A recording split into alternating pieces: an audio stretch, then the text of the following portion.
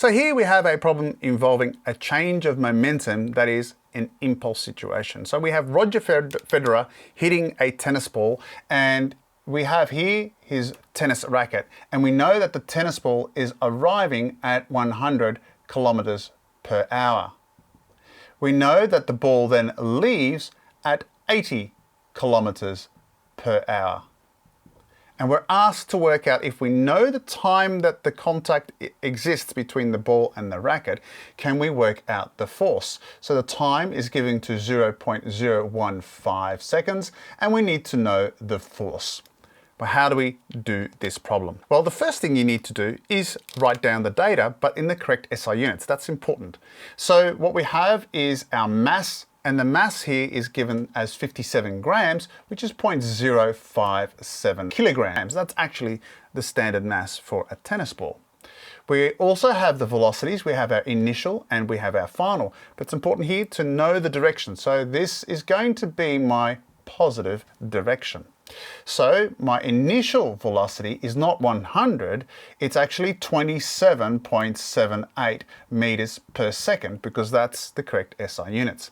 My final velocity is going to be equal to the 80 kilometers per hour, but of course, again in SI units, becomes 22.22 meters per second, but it's negative because it's heading in the opposite direction. We know our time, and that's equal to 0.015 seconds. And finally, we need to work out F. How do we set this out? This is basically Newton's second law. And Newton's second law says that the force is equal to the rate of change of momentum. Another way to think about it is the change of momentum equals the force multiplied by the time. That's how it's also been taught. But of course, this is now set up in the way we want it anyway. So now my change of momentum is the final momentum minus the initial momentum. Since the mass is constant, I'm going to put that outside my equation like so. And I'm going to put that my final minus my initial. Now my final, of course, is negative 22.2. And I have to subtract my initial, which is positive 27.78. And this is all divided by 0.015 seconds. So you can see here, this number actually becomes a larger negative number. This final answer will end up being negative 190 newtons.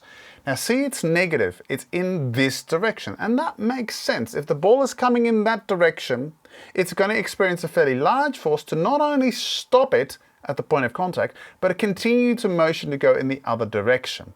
And so as a result, we get a negative value, which is in the direction of the final velocity as well. And of course, being negative, I have to show, look, it's in that direction. Negative suggests already in that direction, but sometimes it's helpful to also put arrows or to say something to the effect of the direction, because it's a vector quantity. And so therefore you need to make sure you mention direction as well. In any case, I hope that has helped you understand impulse in terms of, in this case, of a tennis ball being hit by a racket. My name is Paul from High School Physics Explained. Take care. Bye for now.